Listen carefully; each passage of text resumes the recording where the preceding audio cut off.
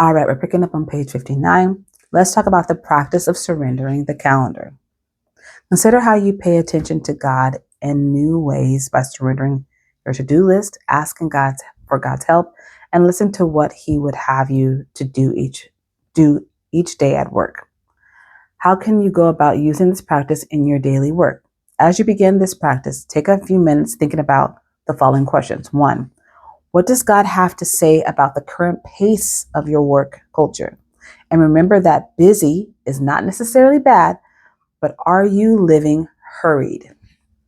Number 2, what can you do to align yourself with God's pace and God's agenda for your work? What might that pace and agenda be? So take some time, fill that out.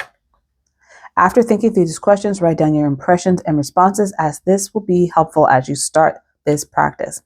Begin this practice by surrendering the calendar by intentionally setting a time to go over your schedule and to-do list. You may have a regular time in your work rhythm when you already do this. If so, then incorporate the practice of surrendering your calendar into this set time. It may be on a Sunday before your work week begins. It may be the beginning of each day or the first day of the month. This time might be every Friday before you go home for the weekend. When you go over your calendar or your to-do list does not matter. What matters is that you regularly incorporate this practice.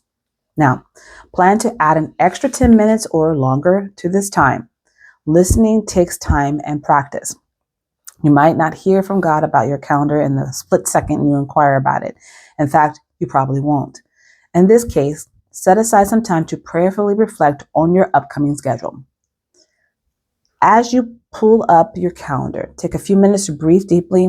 Often looking through what you have to do can bring up anxiety and triggers stress hormones in your body. So invite God to be in your planning and ask Him how to respond to the stress when it surfaces. Pray that you might hear what God has to say about your agenda. One by one, go through each day or each task and read through it slowly. As you read, pause and ask God if there is anything you need to hear about that day or task. It may be helpful to write down what you hear. You could even do this as a comment next to the task or as a note on the meeting reminder. As you listen, take a posture of surrender. Give that day, the meeting, or the task over to God. Remember that you can't control what you hear, but if you put yourself into a posture of listening, this will allow the Lord's voice to be louder than other voices vying for your attention. The boss's approval, your own sense of productivity, or the motivations that hinder you from surrendering to God. It may be helpful to hold your body in a position of surrender or openness, perhaps by opening your hands to show a willingness to let go of your own agenda and a desire to receive insight and wisdom from God. Now, look back over the motivations list you made with your tasks and appointments in those 3 categories. Which are the desirable obligations, things you're obligated to do that you enjoy? Thank God for these tasks and interactions. Are there ways in which you can see God using these things to further kingdom purpose? Which items are desirable options, things you do not have to do, but you enjoy and are fulfilled by? How can you honor God with your desires toward these tasks and meetings?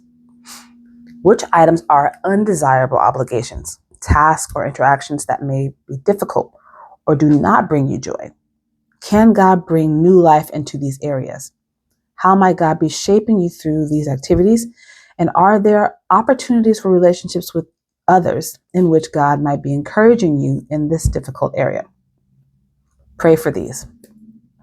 The point of this exercise is to discern God's voice in everything on your to-do list. God may want to transform an undesirable obligation into a desirable obligation by changing your heart about it. The Lord may also want to reveal how your desires affect you, or He may show you the freedom you have to serve Him. Rather than allow your desire for prestige or power to dictate how you go about your work. Let's read that one more time. The Lord may also want to reveal how your desires affect you, or He may want to show you the freedom you have to serve Him, rather than allow your desires for prestige or power to dictate how you go about your work. God may desire to change you, to do something through you, or to reorient you to a vessel of His grace, to someone who needs it. At the end of the practice, take a few minutes to pray over your day, your list, and your meeting. And you could pray something like this: God, I give back to you this task, meeting, appointment, or day. Fill it in there. I acknowledge you as the giver of my work, and I desire to honor you with it. Change me through my work today. Make me more into your likeness. Help me be attuned to your voice throughout the day, so I can follow what you have revealed to me about this particular task, meeting, appointment, or day. Amen. I think I'm going to write that out, print it, and put it on my computer. Take 2 weeks to devote to trying this practice. If you consult your calendar only a couple times a week or even once a week, you may want to try this practice over a longer period of time. What is important is regular repetition. This is the whole point of spiritual discipline. That's what the word discipline means. Regular repetition. Involving this practice in your regular work rhythms will help it be meaningful and transformative as a practice for you. Okay, so the next few pages will have your calendar and to-do list tracking activity. It'll show you how to break everything down in the calendars as a table for desirable obligations, desirable options, and undesirable obligations. And then on page 63, we'll have your questions for reflection and discussion. As I said before, I highly recommend reading the chapter within the first week. 2, if you have to, break it up or watch the videos.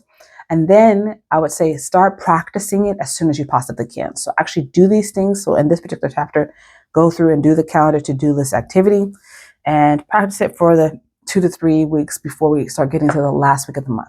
As we're in the last week of the month, we want to spend some time really honing in on the practice and then trying to get those questions, answers, and reflections answered in our journal so that we can talk about them on the Tuesday coming up. If you want to keep practicing throughout, which I highly recommend, please do that, and then actually make sure your questions are finished by the Tuesday that we have our meeting, which is the last Tuesday of the month. Anyway, I hope you're enjoying this whole book. I've been loving the practice and making my workplace holy, and I'm excited to see you again next Tuesday. It'll be next Tuesday based on my calendar today. All right, see you the last Tuesday of the month. Love you.